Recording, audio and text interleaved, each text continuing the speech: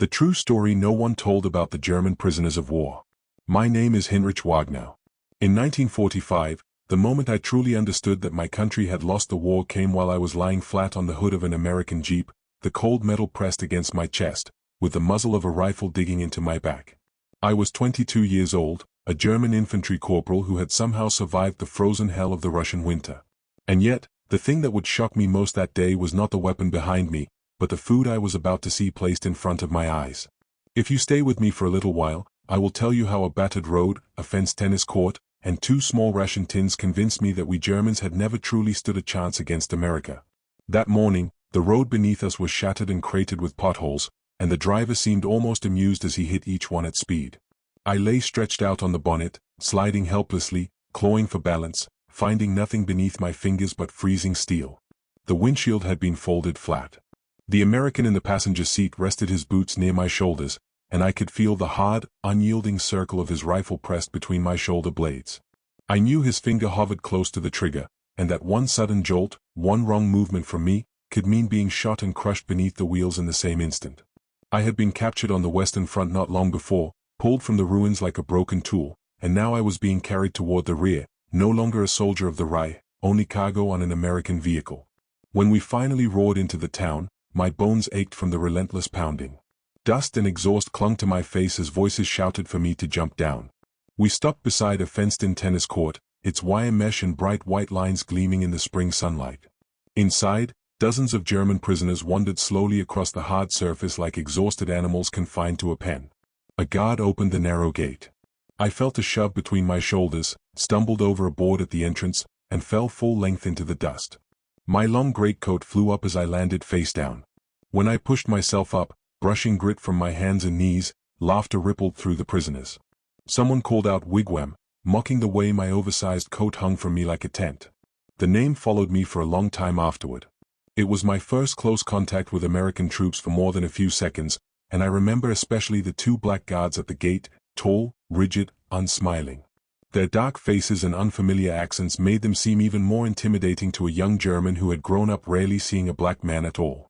Some of us believed we knew a little English from school, but when the guards spoke among themselves, their words flowed together into something we could barely understand. All day, more prisoners arrived. Some alone, some in groups. Among them were several officers, their uniforms still tidier than ours, but their expressions more lost than anyone's. No one wanted to stand near them.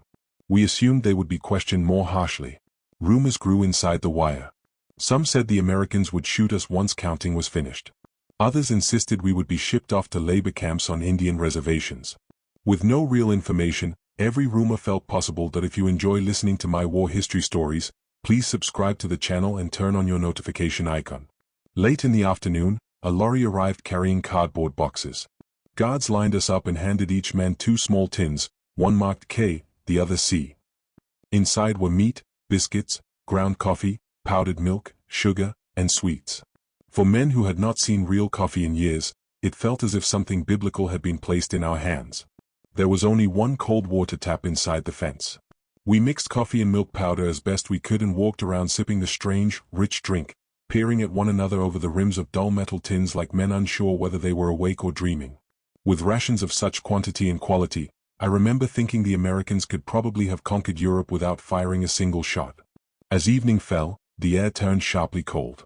By early morning, frost coated the hard court. We laid flattened cardboard along the wire and slept side by side in our coats. Many men stood and paced through the night to keep from freezing. I wrapped myself deep inside my wigwam coat and remembered the -54 degrees I had endured in Russia. Compared to that, this frost meant nothing. Yet as I stared into the foreign sky, I felt that the cold ahead of me would not always be measured by thermometers. Morning came too soon. Before the frost lifted, we were loaded onto trucks driven mostly by black American soldiers who handled the vehicles with a fearless aggression that frightened us more than shouted commands. One truck skidded, tipped, and rolled off the embankment, spilling prisoners like eels from a rock. Some crawled away bleeding.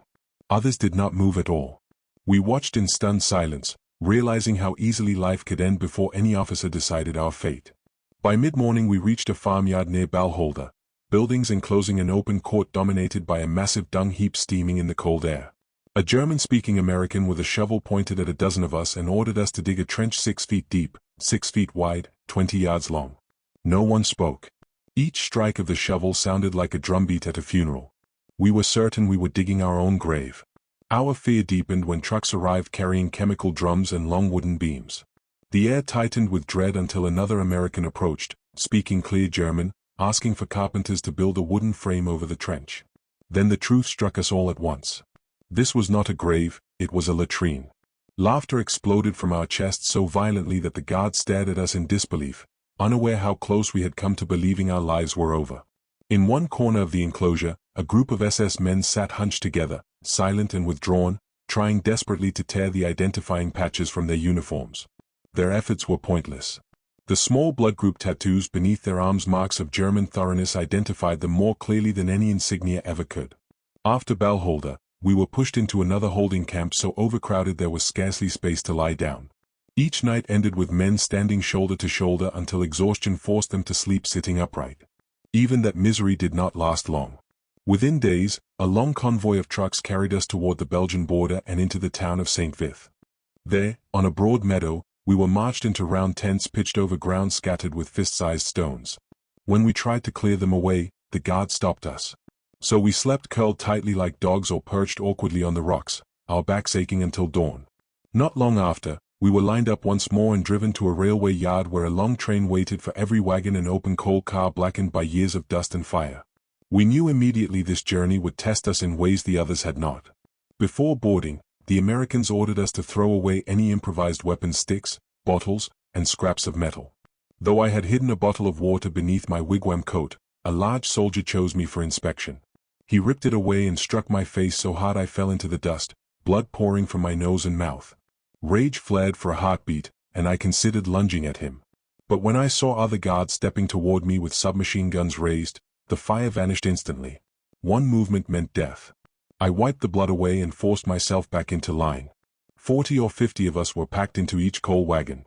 Some stood, some squatted. Within minutes, black dust coated our skin and clothes. When rain came, it turned into sticky mud. Sparks from the steam engine drifted back like burning insects, and by the second day our eyes were pink and swollen from constant rubbing. There were no latrines. We used empty food tins, passing them hand to hand. At a road crossing, where French civilians gathered to curse us, some men tipped the contents over the edge. The jeers below turned instantly to furious howls, followed by a storm of thrown objects. Most struck the wagons behind us, where prisoners shouted in confusion, unaware of what had sparked the attack. At last the train rolled into Cherbourg and stopped on a platform roped off from civilians. But once we marched into town, nothing shielded us from the crowd. Stones, bottles, metal scraps flew through the air. One young Frenchman broke through the American cordon and lunged at our column. Without a word, the men around him pulled him inside. In seconds, fists ended the fight. When soldiers dragged him away, only a dark stain remained on the stones, another reminder of how quickly mercy dissolves when hatred takes hold. We marched out along the cliffs past shattered Atlantic wall bunkers, cracked open like old shells, their concrete scarred yet already softened by new green growth. An old German sergeant beside me spoke quietly of D-Day, the night the naval bombardment shook the bunkers like tin boxes, the morning when the sea appeared to move as the horizon filled with ships. Our path ended at a camp high above the water, divided into wire cages filled with large canvas tents. We slept on cardboard laid over cold ground. Yet there was enough food, space to play football, medical care when needed, and strict hygiene enforced by the Americans. Our mess tins were dipped into harsh chemicals before and after each meal. One afternoon, soldiers arrived with thick-barreled pumps filled with white powder and blasted it down our uniforms to kill lice. The powder stung our skin and filled the air until we looked like millers emerging from a flour warehouse. During those days, we saw the stars and stripes flying at half-mast. Roosevelt was dead. Hitler was still alive. A bitter twist none of us knew how to process. Soon after, we were marched to the port and herded into the holds of a transport ship, 500 men per compartment, with a sharp-edged oil drum as the only latrine until an American doctor ordered it emptied. The voyage lasted 21 days. The ship zigzagged across the Atlantic, destroyers darting in and out of sight. On calm days, dolphins and flying fish raced alongside us, small reminders that a world beyond war still existed. One evening, sirens wailed. The dreaded U-boat alarm. We were ordered on deck wearing German caps so we could be identified if the ship sank. I felt a strange chill at the thought that after surviving Russia and everything since, I might die from a German torpedo. The alarm passed. Days blurred together until a shout echoed through the whole land in sight. We pressed against the railings as the Statue of Liberty emerged from the haze, followed by bridges strung like steel ribbons and skyscrapers climbing impossibly high. New York looked like the posters we had seen before the war, only larger, louder, and undeniably real. We disembarked on May 8, 1945, Victory in Europe Day. As sirens wailed and celebrations erupted, we stood silent, caught between relief and disbelief. Hitler was dead. The war was over. And yet, our future was completely unknown. The train that carried us across America felt like another world entirely. The seats were padded and clean, the carriages orderly, the windows sealed shut no matter how hot the days became or how cold the nights turned when the heating failed. As we settled into this strange comfort, the guards handed out glossy brochures filled with photographs from German concentration camps of human beings reduced to skin and bone. At first, I told myself it had to be propaganda, another American psychological trick. But the longer I stared at the images, the more memories from Russia surfaced that I had buried deep. Slowly, painfully, the truth pressed in until I could no longer deny what we had all been part of. The names of the cities we passed: Baltimore, Cincinnati, St. Louis, Oklahoma City, Amarillo, El Paso had once been nothing more than words in a schoolbook. Now they slid past the windows in endless stretches of factories, rail yards, steelworks, and neighborhoods that seemed to have no end. What stunned us most were the parking lots outside factories and construction sites, filled with rows upon rows of cars owned by ordinary workers. In Germany, even before the war, a car was a luxury few working men could imagine. Watching those vehicles gleaming in the sun, a heavy realization settled inside me. In an industrial war, we had never stood a chance. Oklahoma's red earth rolled by, followed by the long climb into the Rockies. Then came the vast Texas plains, where oil pumps dipped in rows like mechanical horses, pulling wealth straight from the ground. When we reached the Rio Grande, I stared at the shallow ribbon of water separating America from Mexico. For a brief moment, the wild idea flickered that I could jump, run, and disappear into another country. But the train moved too fast, the guards were alert, and after surviving Russia, hunger, and years of battle, I could not bring myself to die foolishly in a dry riverbed. Near midnight, we arrived at the Florence camp in the cool Arizona darkness. Our first order was to strip. Every piece of German uniform, jacket, shirt, trousers, boots, belts, caps was thrown onto a growing pile, doused with petrol, and set alight. I stood naked beneath the desert sky, watching flames consume everything that tied me to my past. For the first time since becoming a soldier, I felt utterly exposed. Inside the barracks, muscular medics jabbed needles into our arms. Barbers shaved our heads to the scalp. Then we were pushed into warm showers where real soap foamed in our hands. As the water washed away months of dirt, sweat, and memory, a strange calm settled over me. It was the first time in years I had felt genuinely clean. Reaching for my towel afterward, I realized my wristwatch was gone. I now owned nothing at all. Strangely, that emptiness brought with it a sense of freedom I could not explain. Then came the issuing of a new life, fresh underwear, soft leather shoes, and brand new American uniforms that fit so comfortably I found myself stretching and bending just to feel the fabric move. In that moment, it felt as if I had been stripped of the old world and placed inside a new one whose power I was only beginning to understand.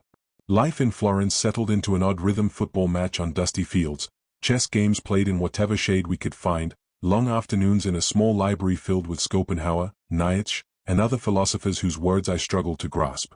Inside the camp, political tensions simmered. The Nazi faction still ruled through fear.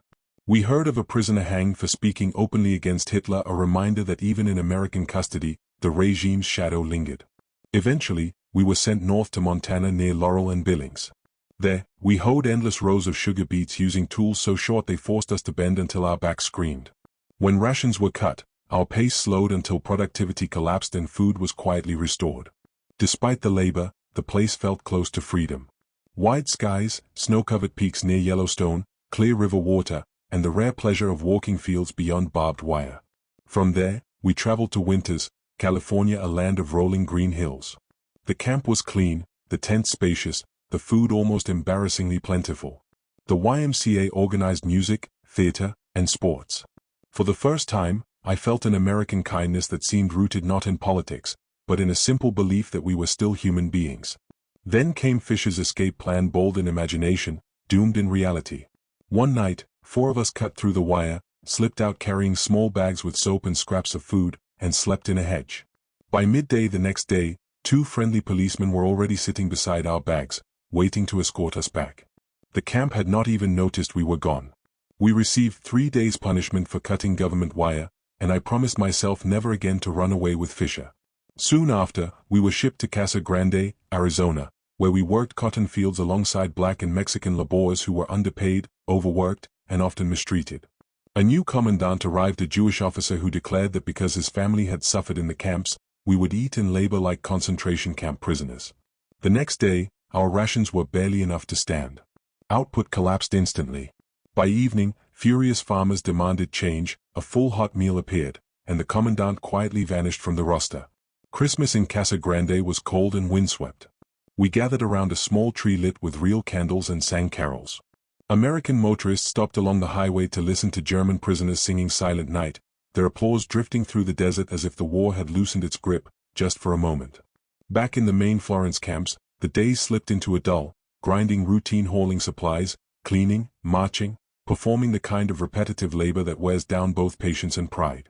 Then one afternoon, Lieutenant Hightower stopped me and asked casually if I might like a job at the PX, the Post Exchange. I agreed before he finished speaking. Any work that carried me beyond the fences felt like breathing fresh air again. The PX looked like a small department store, shelves stacked with cigarettes, canned goods, toiletries, candy, even household items I had not seen in years. When Hightower led me inside, he asked, "Can you type?" I said no. "Then you'll learn," he replied, as if the matter were already settled. He pointed to a desk near the window, his desk. Soon I was working alongside 2 young American women who greeted me with easy laughter, shared their cakes and snacks, and sometimes slipped me a beer, even though it was forbidden. They taught me how to use the adding machine, the stamp press, the filing cabinets, the ledgers. For the first time in my life, I felt like a clerk, answering "Yes, Lieutenant," whenever Hightower called from behind his partition. Some visitors grew irritated at being stopped by a German prisoner. But Hightower and the women always backed me, scolding anyone who tried to push past. When news came that our group would soon be transferred, the women arranged a small farewell party right there in the office tablecloth on my desk, cakes they had baked themselves, a few bottles, and warm words that left a lump in my throat too large to swallow. They hugged me. I hugged them back. Hightower pretended not to notice. That evening, as a guard escorted me back to camp, the women walked along the outside of the fence, keeping pace. Searchlights swept over us as we waved and exchanged quiet words across the wire. When a guard barked at them for being too friendly with a prisoner, they shouted back without hesitation. At that moment, I hated the fence more than I had ever hated anything. Each week, the Americans held re-education meetings in the mess hall, led by a German-speaking officer who encouraged open discussion about democracy, responsibility, and the moral wreckage left behind by the war. One evening, an elderly prisoner stood and said plainly that we must acknowledge the crimes committed in our name. From the back came jeers, "That was just war." Something inside me broke. I raised my hand. To my regret, the moderator called on me. My voice trembled, but I spoke the truth that had been burning inside me. Wars do not fall from the sky. They are born from economic greed, industrial ambition, and profit. While some grow rich from weapons, others pay with their lives. If we ever wished to avoid another catastrophe, we would have to face those roots honestly. Afterward, members of the Nazi faction cornered me and warned me to keep my mouth shut. But because I played on the camp football team, they did not dare touch me. As I walked away, heart pounding, I realized that for the first time in years, I had spoken without fear. March Camp in California felt like a world unto itself, a vast base with its own airfield, hospital, and long white buildings shimmering under endless sun. There, German prisoners formed a full symphony orchestra. Week after week, they played Beethoven and Brahms for American soldiers and their families. Watching men who had once faced these people as enemies now performing music for their children felt surreal, as if the war belonged to another civilization entirely. Life there was simple, routine chores, blazing heat, generous meals, football matches that kept us fit. But silence from Germany weighed heavily. More than a year had passed since the war ended, yet no letters were allowed in or out. The only glimmer of hope came from a Vatican card titled, "A member of a defeated army seeks his family." We filled them out believing they would bring answers. Years later, I learned most never reached anyone. When an old shrapnel wound in my leg flared up, I was admitted to an American military hospital and treated with the same care given to their own soldiers. Once again, I felt the unsettling weight of kindness from people I had been taught to hate. As winter approached, we were ordered onto a ship bound for the East Coast. At Camp Shanks in New York, rumors spread quickly. We were finally going home. Officers confirmed it. The ship would take us to Bremerhaven. Hope rose like warm air. The voyage felt almost luxurious compared to the crossing that had brought us to America. Each man had his own bunk. We could move freely about most of the ship. Then one morning we docked, not in Germany, but in Liverpool. British officers came aboard, shook hands with the Americans, and after a brief exchange, the truth struck us hard. We were being transferred to Britain. In effect, we were being sold. The British loaded us onto trains bound for a camp near Altrincham. Along the way, 2 others and I were selected as representatives and brought before a room of British officers, one of them a lawyer. They told us to speak if we objected. With my poor English, I said the war had been over for more than a year and that we should be released to Germany. The lawyer asked calmly on what grounds. I answered, the Geneva Convention, though I knew none of its articles. He opened a book and quoted passage after passage proving how little I understood. The meeting ended with a cold remark, next time you invoke Geneva, learn it first. Outside, hundreds waited for good news. Instead, they learned we were staying. Many blamed me for raising false hope. It was then I decided never again to speak on behalf of a crowd. England appeared through the train windows as a land of small brick houses, narrow lanes, hedged fields, and quiet gardens, a country gentler and slower than America or Germany. Our camps near Romsey and later the outstations placed us deep in the countryside. I worked gardens, tended farms, labored in old country houses whose calm dignity felt centuries removed from war. The people treated us with unexpected ease. Their children played with me, laughed with me, tugged at my sleeves as if I were an uncle, not an enemy. Those years softened something inside me. Digging soil, pruning roses, sharing small conversations, these acts slowly returned me to being human again. In 1948, nearly 3 years after the war had ended, I was finally released. I returned to Germany expecting at least the familiar outlines of home. Instead, I found my parents gone, our house destroyed, and my city reduced to fields of rubble. Work was scarce. Food was uncertain.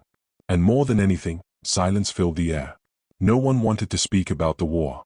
One relative even accused men like me of helping cause Germany's defeat, claiming we had not believed in the Führer strongly enough or sacrificed enough for the cause. That accusation struck harder than hunger or ruin.